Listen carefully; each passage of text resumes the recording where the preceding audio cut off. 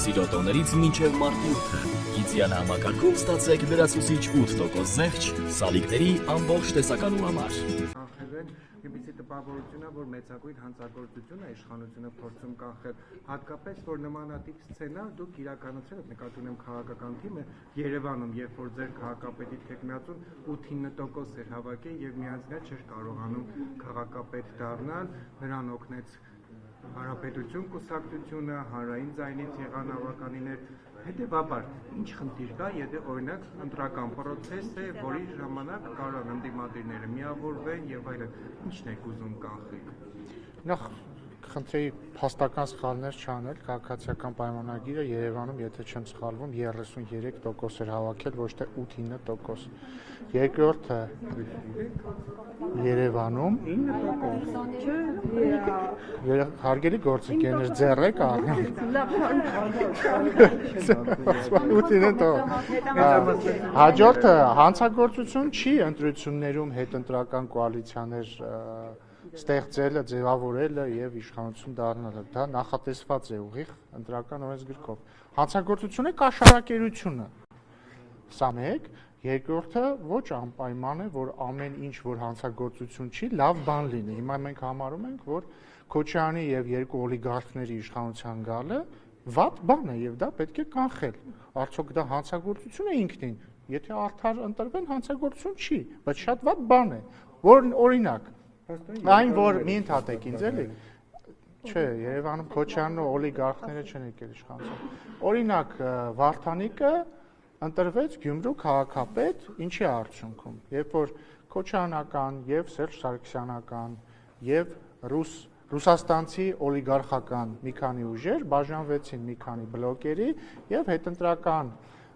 համագործակցությամբ Վարդանիկը ընտրվեց քաղաքապետ, ինչը ինքնին հանցագործություն չէր, բայց դրանից ուղիղ 6 ամիս անց Վարդանիկը ձերբակալվեց կաշառակերության մեղադրանքով։ Հիմա ինչ կլինի տարբերությունը, եթե Քոչարյանն ու երկու օլիգարխները տարբեր բլոկների բաժանված հաջողեն ստանալ մարդկանց մեծամասնության քվեն եւ գան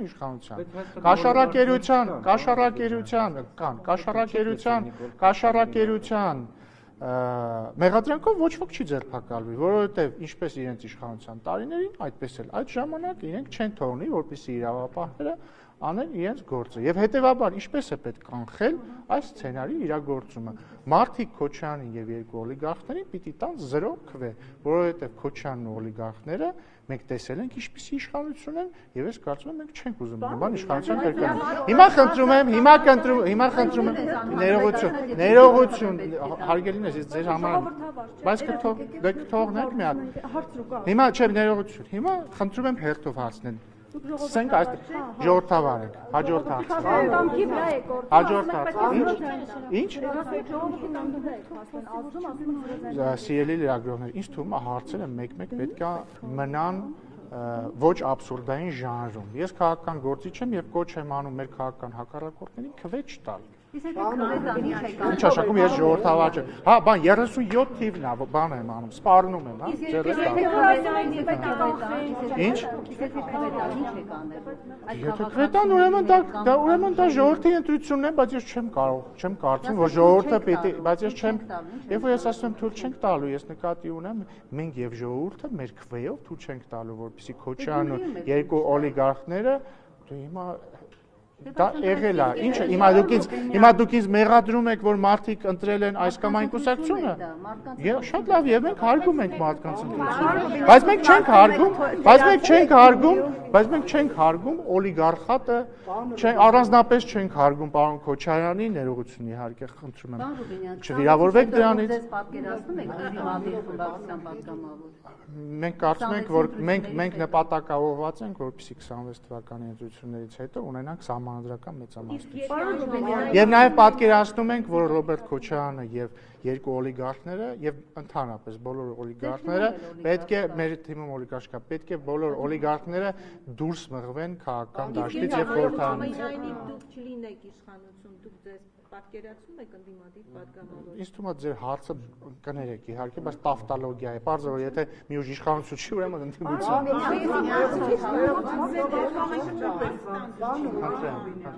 Տեսեք, օլիգարխի դասական ձևակերպումն է, որ մարդը, որը բիզնեսմեն է, մեծ լծակներ ունի տնտեսության վրա, դա չի սահմանում։ նաև կարողանում է քաղաքականության վրա որոշումներ կայացնել եւ ըստ այդ եթե տնտեսությունն ու բիզնեսն ու քաղաքականությունն իրար փոխկապակցված են տվյալ անձի որոշումները ազդեցություն ունեն, նա է օլիգարխ։ Հիմա եթե դուք օրինակ այս բացատրությանը չեք հավատում, նաև Նիկոլ Փաշինյանի ասածներին չեք հավատում, որ 2018-19 թվականներին ասում էր, որ Հայաստանում օլիգարխներ չկան։ Հիմա որ ասում եք Քոչարյանին եւ երկու օլիգարխներին թույլ չենք տալու գալ, ինչ օլիգարխ նկատի ունենք։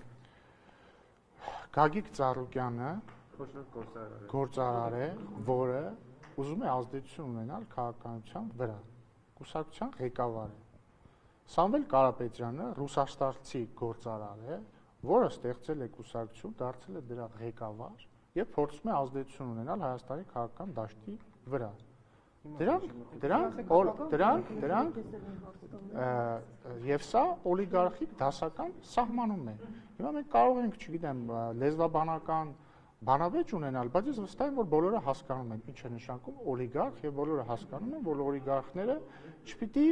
եւ կամ լավ չի լինի, որ հասնեն իշխանության։ Պարոն Ռուբինյան, դուք մի տեսակ մի քիչ բան ձևակերպ, Գիկոսի մահ չեք սարքում, դեռ որևէ ուժ չի հայտարարել մյուսի հետ դաշինք կազմելու, կազմելու, մի րոպե ավարտեմ։ Չէ, բայց միական դուք ինձ ընդհատում եք, ես էլ ձեզ եմ ընդհատում, ներողություն։ Չէ, որտեղ ձեր միտքը հասկանալի է։ Այդպես չի հայտարարել են եւ Ռոբերտ Նիվարկյան, որը դուք եք ներկայացնում, պարոն Ռուբինյան, դա համագործակցության մասին դրանց շուրջ հայտարարություն չկա։ Սիրելի շոհի, կա ասում։ Լավ, ասեք։ Կա, որովհետեւ Ռոբերտ Քոչարյանը հայտարարել է, որ պետք է ընտրությունների գնալ մի քանի բլոկով եւ համագործակցությամբ վերացնել այս իշխանությանը։ Ռոբերտ Քոչարյանի թիմակից եւ Ծառուկյանի մոտ գործուղված Անդրանիկ Թևանյանը հայտարարել է, որ իրենց ուզածը Գյումրիի երկրորդ սցենարն է։ Ռուսաստանցի օլիգարխ Սամվել Կարապետյանի զարմիկը հմեկի եթերում հայտարարել է, որ իրենց ուզածը Գյումրիի սցենարի կրկնությունն է, բոլորը կարող են գնալ, չալարել, գտնել, տեսնել, բառացի, դրանք արված են։ Եվ հետևաբար ակնհայտ է, որ իրենց նպատակը դա է։ Ինչ վերաբերում է Կիկոսի մահի մասին չի հարցը։ Կիկոսի մահի մասին չի հարցը։ Ես ընդամենը ասում եմ հետևյալը, մենք ասում ենք ընդամենը հետևյալը։ 2026 թվականի հունիսի 7-ին լինելու է ընտրությունը բարեբախտաբար կամ ցավոք հետևյալի վերաբերյալ։ Իրենք քվե են տալիս գործող իշխանությանը մարդիկ, թե քվե են տալիս Քոչարյանին եւ երկու օլիգարխներին իրենց արբանյակների հետ միասին։ Այստեղ շատերը կարող են ասել, բայց ինչու կան նաև այլ ուժեր։ Շատ լավ, ես դեմ չեմ լինի, եթե այլ ուժերն էլ ձայն ստանան։ Բայց Քոչարյանը եւ երկու օլիգարխները չպիտի քվե Պարոն ստացվում է, որ անհանգստություն ունի ամեն դեպքում իշխանությունը, որ ընդդիմությունը կարող է կոնսոլիդացվել։ Արդյոք իշխանությունը ունի որոշակի հարցման տվյալներ, այսինքն որևէ տվյալ, որը վկայում է, որ ընդդիմության կոնսոլիդացիան վտանգ է ներկայացնում իշխանության համար։ Կարող եք ասել լավ չի, բայց ամեն դեպքում դուք ունեք տվյալներ, հաստատական տվյալներ։ Բոլոր տվյալները վկայում են այն մասին, որ քաղաքացիական պայմանագիրը մի քանի անգամ գերազանցում է ցանկացած ընդդիմադիր ուժի մի ընդհատեք ինձ խնդրում եմ վարկանիշով հարցը դե այնքան եք ընդհատում որ աթը շարժում եք մտածում եմ ընդհատում եք այդ առումով անհանգստություն չկա բայց ես կարծում եմ մեր քաղաքացիները պիտի իմանան ինչ է կատարվում քաղաքական դաշտում նրանք պիտի իմանան որ մեր ընդդիմադիր գործընկերները որոշել են տարանջատվել միմյանցից կեղծ կերպով օրինակ մի ուժից մյուս ուժ մարդ են գործում, օրինակ, չգիտեմ, Վարդևանյան Արամը սկզբից Քոչարյանի ուժի падգամավորներ եւ Քոչարյանի փաստաբաններ, հիմա Ռուսաստանցի օլիգարխի փաստաբանն է եւ նրա թիմի ներկայացուցիչ։ Թևանյան Անդրանիկը սկզբից Քոչարյանի թիմի падգամավոր էր, հիմա Ծառուկյանի մոտ է։ Այսինքն բայց մի վարքյան արա սիրելի գործընկերներ, խնդրում եմ ես ձեզ, էլի, եկեք պայմանավորվենք։ Ես խոսում եմ, դուք չեք ընդհատում, դուք հարց եք տալիս, ես չեմ ընդհատում։ Ես իրոք հոգնել եմ, էլի, այս ամեն ինչից։ Անկեղծ ասած, այս ամենից ես հոգնել եմ։ Հա։ Բայց հայտնի է, որ դուք էլ վարկանիշ չեք բարձր։ Որտեղից է հայտնի։ Տարբեր հարցումներ Է որ հարցում է, այդ ոնց է անձին աչքով երևում։ Չէ, դա երևում է։ Չի երևում։ Լրագրողները ներողություն, ահա տվեք, լավ, հա։ Դուք այնքան բարձր վարկանիշ չունեք, որպեսզի մեծամասնություն կազմեք միայնակ։ Ո՞վ է դա ասում։ Ում հետ եք դուք համագործակցում։ Դե ձեր հարցը կներեք, բայց չեք այրում կամուրջները։ Ձեր հարցը կներեք, բայց շատ տարօրինակ էր եւ ոչ պրոֆեսիոնալ, որովհետեւ ես հիշում եմ 2021 թվականի ընտրություններից առաջ էլ նույն լրագրողները գալիս ասում էին դուք վարկանիշ չունեք, ընտրություններում պարտվելու եք, արդյունքը բոլորը տեսակ, բայց մի վարքյան թողեք ավարտեն էլ։ Հա, երկրորդն էլ ասացիք, ինչ ասացիք, չենք այրում կամուրջը, Քոչարյանի հետ կամուրջ չկա։ Քոչարյանի հետ բոլոր հայ ժողովուրդը, ես կարծում եմ Հայաստանի ժողովուրդը կարծում եմ 2026 թվականի հունիսի 7-ին պետք է Հայաստանի ժողովուրդը այրի բոլոր կամուրջները Քոչարյանի եւ ռուսաստանցի օլիգարխի հետ, մնացած օլիգարխների հետ, որպեսզի վերջապես ազգային ժողովը նորմալ քաղաքական բանավեճերի տեղ դառնա, ոչ թե որ գան դավաճան, այսինչ այդ ամեն ինչը ավարտեն։ Նաեւ կարծում եմ, որ մեր մամուլը պետք է վերջապես այրի կամուրջները Քոչարյանի, Սերժ Սարգսյանի փեսու, չգիտեմ, այնտեղ տարբեր օլիգարխների հետ եւ վերջապես ստանա նորմալ, անկախ ֆինանսավորում, պիտի մամուլը հրապարակի իր ֆինանսական աղբյուրները, մի բանավիճակի հետ ես հարց ունեք, ձևակերպեք ձեր հարցը։ Բա ինչի չեք այրում եւ Քոչարյանի պատկանող ընկերությունները տենդերներին մասնակցում եւ շահում, ինչի չեք այրել։ Չհասկացա, ինչ կապ ունի մեկը մյուսի հետ։ Հայաստանը ազատ երկիր է, ցանկացած Հայաստանը ազատ երկիր է եւ ցանկացած տնտեսվարող կարող է Հայաստանի օրենքների շրջանակներում վարել իր տնտեսական գործունեությունը եւ մենք երբեք էլ չենք թաքցել, որ մենք քաղաքական դրդապատճառներից ելնելով որևէ բիզնեսի չենք նեղություն տալիս, շնորհակալ եմ դա հաստատելու համար։ Չէ, դա հաստատելու չի։ Նշեցին, որ սպառնացել եք հոգեվորականին, իսկ ուր է խոսքի ազատությունը այդ դեպքում։ Այդ մարդիկ փաստաբաններ չեն, նրանք քաղաքական գործիչներ են եւ ես համաձայն չեմ նրանց դիտարկումների հետ։ Ինչով է արտահայտվել իմ սպառնալը։ Օրինակ քաղաքական իշխանության ներկայացուցիչը թողեք հարցամ, քաղաքական իշխանության ներկայացուցիչը գնում է եկեղեցի եւ հարցերը փորձում բարձել քահանայի հետ իր տեսակետը հայտնելու համար։ Ոչ, ես քահանային տեսակետ հայտնելու համար ոչինչ չեմ ասել։ Ես ասել եմ, որ որևէ քահանա եւ շարունակում եմ ասել, որ որևէ քահանա իրավունք չունի եկեղեցում մարդուն խտրականության ենթարկել պայմանավորված վերջինիս քաղաքական հայացքներով կամ կուսակցական պատկանելությամբ եւ Հայաստանի Հանրապետությունում բոլորը դեպ ոչ միայն քահանաները ցանկացած ոլորտում, որը չի ենթադրում քաղաքական հայեցողություն պարտավորեն խտրականության չենթարկել մարդկանց եւ բոլոր քահանաները պիտի հիշեն, որ իրենք ծառայում են եկեղեցում ժողովրդին, ոչ թե Քոչարյանի եւ օլիգարխների շտաբում, Քոչարյանին եւ օլիգարխներին։ Գրառում եք արել, այլ հարց։ Իշխանությունը եկեղեցու գործերին չի միջամտում եւ իդեպ կներկայանաք դուք ո՞ր լրատվամիջոցից եք։ Արմատ մեդիան ում է պատկանում։ Ով է ֆինանսավորում Արմատ մեդիան։ Երբ որ հաշվետվությունը լինի, չէ, բայց ինչ խնդիր կա։ Բայց ինչ խնդիր կա ասեք։ Հրաժարվում եք ասել։ Չէ, ես ուզում եմ իմանամ ում հետ եմ խոսում։ Ես էլ ասում Մամալի Արաքելյանի։ Չէ, նկատի ունեմ որ լրատվամիջոցի ներկա։ Չէ, ուզում եմ հասկանամ դա ինչ լրատվամիջոց է։ Ես էլ ասեցի, Կա որևէ մեկը այստեղ որ գիտի Արմատ մեդիան ում կողմից է ֆինանսավորված։ Չեք կարծում, որ եթե խնդիր լիներ, ես չեմ ասում խնդիր կա թե չկա, ես ուզում եմ հանրությունը եւ մենք բոլորս իմանանք ով է ֆինանս, օրինակ ես գիտեմ TV5-ը ուղիղ կապի մեջ է Ռոբերտ Քոչարյանի հետ։ Բոլորը սա գիտեն եւ ամենայն արգանքով նորմալ է դա, լավ է թող բոլորը իմանան։ Հիմա ես երբ որ ներողություն, երբ որ TV 5 օրինակ ինձ հարց է տալիս, ես գիտեմ, որ այդ հարցը ինձ այդ թվում տալիս է Ռոբերտ Քոչարյանը։ Հիմա ես ուզում եմ իմանամ, երբ որ Արմատ Մեդիան է ինձ հարցը տալիս, ով է ինձ հարց տալիս։ Ռոբերտ Քոչարյանն է տալիս, Սերժ Սարգսյանն է տալիս, Սերժ Սարգսյանը փեսան է տալիս։ Դե Ռուսաստանցի օլիգարխի թիմն է այդ ինձ այդ հարցը։ Դե երբ որ խնդրում եմ մի գոռացեք, խնդրում եմ մի բղավեք ինձ վրա, էլի։ Խնդրում եմ մի բղավեք ինձ վրա։ Այլ հարցեր կան։ Տեսեք, օրինակ, թվում է թե TV5-ի լրագրողն է սա ինձ ասում, բայց սա ինձ ասում է Ռոբերտ Քոչարյանը։ Ես համաձայն չեմ Ռոբերտ Քոչարյանի։ Խնդրեմ, հարգելի Փայլյան։ Մենք հայ առաքելական եկեղեցու դեմ պայքար չենք մղել, որ պարտվենք։ Ով է ասել նման բան։ Ով է ասել նման բան։ Դուք եք ասում։ Ով։ Անուն ազգամ, ես այդպիսի բան չեմ ասում։ Ոչ ես, ոչ բոլորս այդպիսի բան չենք ասում։ 10 եպիսկոպոսներից մեկը, այսպես ասած, հետ քայլ է արել։ Սա ես չգիտեմ ինչի մասն է։ Շինը ձեր այդ զրույցից հետո ինչպես դուք եք գրել խելքը գլուխը հավաքել։ Չգիտեմ։ Գյումրի երկու թույլ չտալու համար արդյոք իշխանությունը օրինակ կգնային ճանապարհով, որ որոշ ուժերի չգրանցի ընտրություններին մասնակցի։ Իշխող ուժը չի գրանցողը, եթե խոսքը ընտրությունների մասին է, կենտրոնական ընտրական հանձնաժողովն է, կենտրոնական ընտրական հանձնաժողովն էլ իր որոշումները կայացնում է ըստ ընթացակարգերի։ Չգիտեմ, չեմ կարող ասել ինչի մասն է խոսքը։ Եթե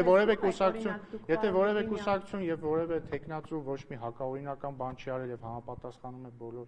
չափանիշներին, ինչու չպիտի գրանցվի։ Հիմա ասում եք, որ մենք բարձր ցուցանիշ ունենք, 50-ից ավել ձայն են գրավելու, այնուամենայնիվ անհանգստություններ ունեք, որ ընդդիմության համախմբումը կարող է իսկապես վճռորոշ լինել եւ դուք Սիրելի գործընկերներ, մենք ես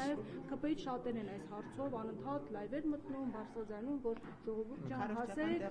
ուզում են համախմբվել։ Եթե հարգելի լրագրողներ, հարգելի լրագրող, ախր լավ մի քիչ հարցը կարճ։ Հա, բայց շատ երկար եք ձևակերպում, կեսը ելույթ է արդեն։ Բայց մի վայրկյան թողեք էլի։ Հարգելի սիրելի լրագրողներ եւ գործընկերներ, ես հասկանում եմ իհարկե, որ ձեր լրատվական քաղաքականությունը ենթադրում է զուգահեռ երկու թեզի առաջ մղում։ Թեզ համար 1. ԿՊ-ն դիկտատորական եւ հանցագործ ուժ է, որը վախի մեջ է պահում բոլորին, սպառնում է բոլորին, ծեծում է բոլորին եւ այլն, եւ զուգահեռ նարատիվ համար 2. ԿՊ-ն խոճապի մեջ է, բոլորը ճամփրուկները հավաքում են։ Կհամաձայնեք, որ նախ դրանք իրար այդքան էլ չեն համապատասխանում, որտեղ եթե 37 թիվն է, այդ ոնց է ԿՊ-ն խոճապի մեջ։ Բայց իրականում երկու թեզերն էլ կատարապես սխալ են, որովհետեւ ոչ 37 թիվն է, ոչ էլ ԿՊ-ն խոճապի մեջ է։ Մենք մոտենում ենք ընտրությունների, մարդիկ նայում են, տեսնում են, պետք է դիտարկեն քաղաքական ուժերին, պետք է դիտարկեն իրենց ծրագրերը, պետք է դիտարկեն տեխնացուներին։ Հիմա կամ էլ անհանգստություն։ Հիմա քաղաքացիական պայմանագիրը ներկայացնում է իր տեսլական ապագայի վերաբերյալ ընդդիմադիր ուժերը իրենց։ Ես որպես քաղաքացիական պայմանագրի ներկայացուցիչ պնդում եմ, որ Քոչարյանի եւ երկու օլիգարխների ընտրությունը եւ իշխանության գալը նշանակում է կոռուպցիայի վերադարձ, նշանակում է խաղաղության, այսպես ասենք, առնվազն մեծագույն ռիսկի տակ լինել։ Ինչու եմ ես նաև պնդում, որ Գյումրի երկրորդ սցենարը վատ սցենար է։ Օրինակ ես տեսել եմ քաղաքական գործիչներ, լրագրողներ, խմբագիրներ, ասենց իրանց միամիտ տեղ դրած ասում են, բայց ինչ վատ բան կա Գյումրի երկրորդ սցենարի մեջ։ Դե առնվազն մի հատ վատ բան կա, չէ՞ որ ընտրված քաղաքապետը կաշառակերության մեղադրանքով։ Ես շատ անգիստ եմ, երբ որ քաղաքապետերը կաշառակերության մեղադրանքով ձերբակալվում են։ Ես ընդհանրապես մի վայրկյան էլի, ներողություն էլի, մի վայրկյան։ Ես շատ անհանգստացած եմ, երբ որ որևէ մեկը կաշառակերության դուք խնդրում եմ այդ ռեպլիկի փոխարեն կողքից ռեպլիկ արեք, ասեց, մեզ ֆինանսավորում է, էս ինչ է։ Բայց ինչ հաշակում ոչ մեկ չի։ Դե խնդրում եմ հիմա ասեք։ Ո՞վ է ֆինանսավորում ձեր աշխատանքը։ Ես չգիտեմ, ես հաշվարկում։ Բայց չգիտեք ում համար եք աշխատում դուք։ Ես աշխատում եմ լրագրող։ Կարողա բարձվի ինչ որ, կարողա բարձվի։ Չէ, նկատի ունեմ դու չգիտեք ում մոտ եք աշխատում, հիմա կարողա բարձվի ձեր, կարողա չար ուժերն են ֆինանսավորում ձեր լրատվամիջոցը։ Ով է ֆինանսավորում, խնդրում եմ ասել։ Դե չգիտեք, ուրեմն, բայց միտքս կիսատ մնաց, խնդրում եմ մի բղավեք, էլի ինձ վրա։ Խնդրում եմ մի բղավեք ինձ վրա։ Լավ, իմ ուղղությամբ մի բղավեք, էլի խնդրում եմ, էլի, ցածր, ավելի ցածր, խնդրում եմ։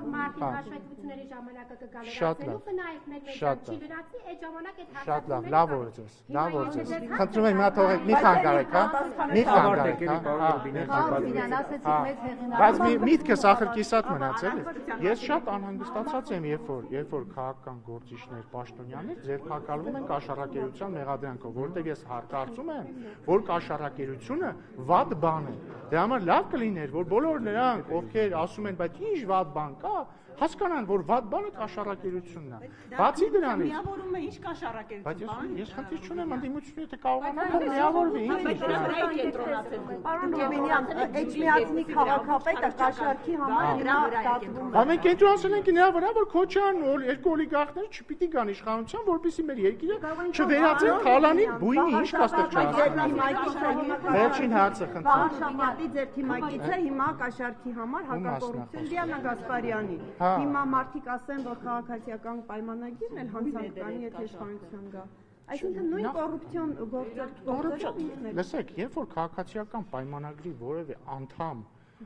չգիտեմ, կասկածվում է կամ հետապնդվում է կոռուպցիայի համար, դա վկայում է նրա մասին, որ կրկին քաղաքացիական պայմանագիրը այստեղ մի վարքյան, հա, մենք երբեք էլ չենք, մեր իշխանության օրոք, մեր իշխանության ներկայացուցիչ նախարարը ձերբակալվել, մի վարքյան, նախարարը ձերբակալվել, դատապարտվել, այլ նախարարներ քրեական հետապնդման տակ են, փոխնախարարը ձերբակալվել, քաղաքաշինության կոմիտեի նախագահը ձերբակալվել, падգամավոր կա, որի խոսքը արդեն նախկին ներկայացուցիչի մասին է։ Եթե դուք ասում եք մերժելի է կոռուպցիա, հիմա նույն մեթոդով մարդիկ ասեն, այս թիմում էլ եղել են քաղաքապետ, փոխքաղաքապետ, падգամավոր, բայց մարդիկ տեսնում են, չէ՞, որ մեր իշխանության օրոք, ովքեր որ ազնիվ են, շարունակում են աշխատել, ովքեր որ ազնիվ չեն, մեկ ասել այնտեղ կմնան։ Լսեք, էլի ինչ եմ ասում, ովքեր որ ենթադրյալ հանցանք են գործել, իրենք հետապնդվում են։ Ինչ վերաբերում է Քոչարյանի եւ երկու օլիգարխների իշխանության տարիներին, իսկ ես ուզում եմ հիշեցնել, որ Քոչարյանն ու երկու օլիգարխները իրար հետ երկար տարիներ իշխանության են կիսել, մասնավորապես երբ որ օրինակ Քոչարյանը նախագահ էր, Ծառուկյանը իշխանամետ ֆրակցիայի կուսակցության ղեկավար էր, մի վարքյան ռուսաստանցի օլիգարխի եղբայրը ՀԿ խմբակցության ղեկավարն էր մարտի 1-ի ժամանակ, հետո Սերժ Սարգսյանի աշխատակազմի ղեկավարն էր, այ իրանց իշխանության տարիներին, երբ որ մարդիկ կաշառք էին վերցնում, իրանք չէին դատվում։ Շնորհակալություն։